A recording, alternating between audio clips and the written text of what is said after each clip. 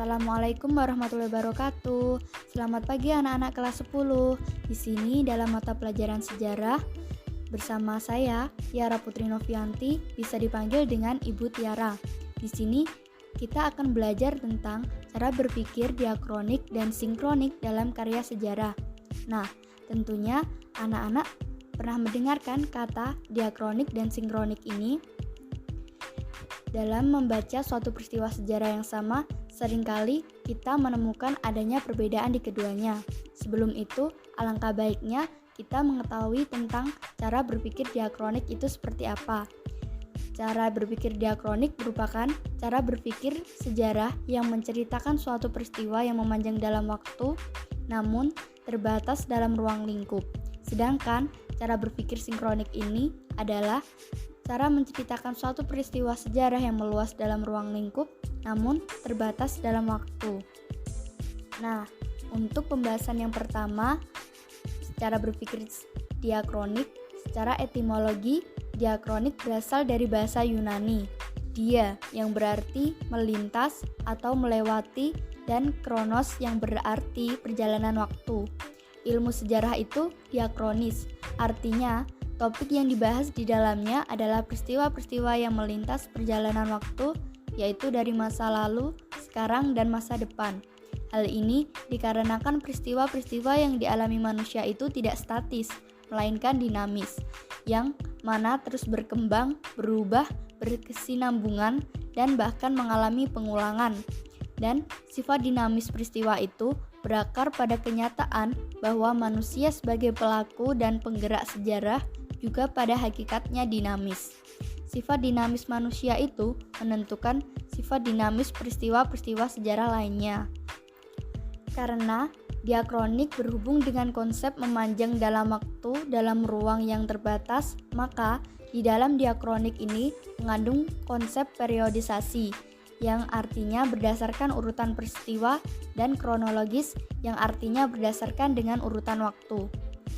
Jadi, dalam diakroni ini terdapat peristiwa dan waktu yang tersusun secara berurutan. Jadi dikaitkan dengan sejarah, sesuatu yang dalam melintas, melalui, atau melampaui waktu tersebut adalah peristiwa atau suatu kejadian. Sebagaimana yang telah kita ketahui sebelumnya, bahwa sejarah merupakan kumpulan peristiwa. Setiap peristiwa yang terjadi itu dibatasi. Oleh karena itu, para sejarawan dalam menyusun setiap periode sejarah dilakukan secara berurutan berdasarkan peristiwa dan waktu di dalamnya. Contohnya, yang pertama ada masa pemerintahan Raja Hayam Wuruk yang berlangsung antara tahun 1350 sampai dengan 1389. Setelah itu yang kedua, adanya Perang Diponegoro atau Perang Jawa berlangsung antara tahun 1825 sampai dengan 1945. Yang ketiga, adanya penjajahan Jepang di Indonesia antara tahun 1942 sampai dengan 1945. Dan yang terakhir, adanya Belanda yang menyerah kepada Jepang di Kalijati, Sumbang, Jawa Barat pada 8 Maret 1942. Nah, periode-periode tersebut sengaja diberi penanda waktu untuk menunjukkan sifatnya yang diakronik, yaitu lebih mengutamakan dimensi waktunya. Periode dalam sejarah ini sangat diperlukan karena penting bagi kita agar dapat mengadakan tinjauan secara menyeluruh terhadap peristiwa-peristiwa yang telah terjadi dan saling berhubungan dalam berbagai aspek. Sebagai contohnya, periodisasi yang akan dibuat berkaitan dengan perkembangan sejarah kebudayaan secara umum. Maka dibuat periode perkembangan kebudayaan sebagai berikut. Yang pertama, seperti zaman praaksara, yang juga disebut dengan zaman prasejarah praaksara, adalah zaman yang dimana dimulai sejak manusia belum mengenal tulisan hingga ditemukannya tulisan. Dan yang kedua, adanya zaman aksara, atau disebut juga dengan zaman sejarah, yaitu zaman ketika manusia sudah mengenal tulisan hingga sampai sekarang ini. Nah, contoh lainnya dari periodisasi adalah yang dibuat berdasarkan sistem mata pencarian hidup dalam sejarah Indonesia. Yang pertama, adanya masa berburu dan meramu, dan yang kedua, masa bercocok tanam, dan yang ketiga, masa bercocok tanam tingkat lanjut, dan yang keempat masa perundagian. Dan untuk masa periodisasi berdasarkan dinasti yang pernah memerintah Jawa dari masa perkembangan agama dan kebudayaan Hindu-Buddha hingga Islam. Yang pertama adanya dinasti Wangsa atau Sanjaya yang periode waktunya 732 sampai dengan 850 Masehi. Dan yang kedua adanya dinasti Sailendra periode waktu 750 sampai 900 Masehi. Dan yang ketiga, dinasti Girindra periode 122 sampai 1478 Masehi. Dan yang keempat, dinasti Demak 1521 sampai dengan 1568 Masehi dan yang lainnya. Nah, periodisasi ini juga memiliki tujuan dan manfaat yang antara lain perkembangan manusia dari waktu ke waktu dan kesinambungan antar periode. Setelah itu kemungkinan terjadinya fenomena yang berulang, dan yang terakhir perubahan yang terjadi dari periode awal hingga ke periode berikutnya. Nah, itu tadi merupakan pembahasan yang pertama mengenai cara berpikir diakronik. Kemudian kita akan lanjut mengenai pembahasan yang kedua, yaitu cara berpikir sinkronik.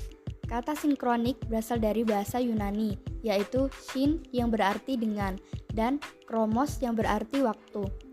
Dan dalam Kamus Besar Bahasa Indonesia, sinkronik diartikan sebagai segala sesuatu yang bersangkutan dengan peristiwa yang terjadi pada suatu masa.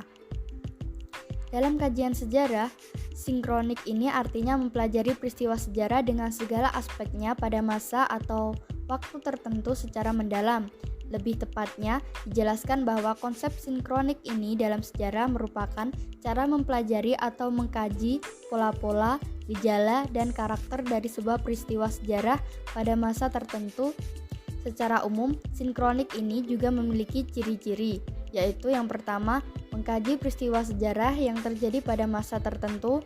Yang kedua, menitik beratkan kajian peristiwa pada pola-pola, gejala, dan karakter. Dan yang ketiga, memiliki sifat yang horizontal. Yang keempat, tidak adanya konsep perbandingan. Dan yang kelima, cakupan kajian lebih sempit dari diakronik. Dan keenam, kajiannya itu bersifat sistematis. Dan yang terakhir, yang ketujuh, sifatnya kajian yang mendalam.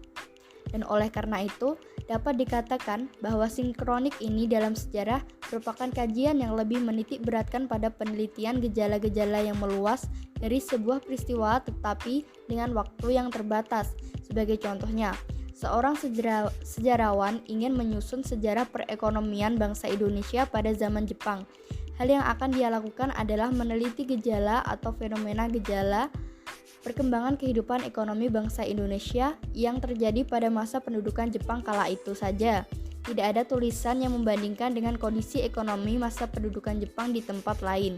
Jika menerapkan konsep sinkronik ini atau cara berpikir sinkronik ini, sejarawan tersebut hanya akan mengamati semua yang terkait dengan masalah perekonomian tersebut secara mendalam dan terstruktur. Dan konsep sinkronik ini sendiri mengutamakan penggambaran ruang lingkup yang luas dan memiliki kurun waktu yang pendek. Dan oleh karena itu, dalam berpikir sinkronik, alangkah baiknya kita memerlukan bantuan ilmu sosial lainnya. Konsep berpikir sinkronik ini akan membantu kita lebih memahami, lebih dalam, dan menyeluruh terhadap suatu peristiwa sejarah.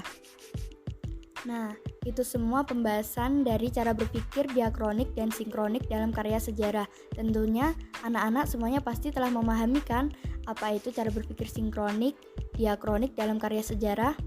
Karena waktu telah usai, maka Ibu akhiri.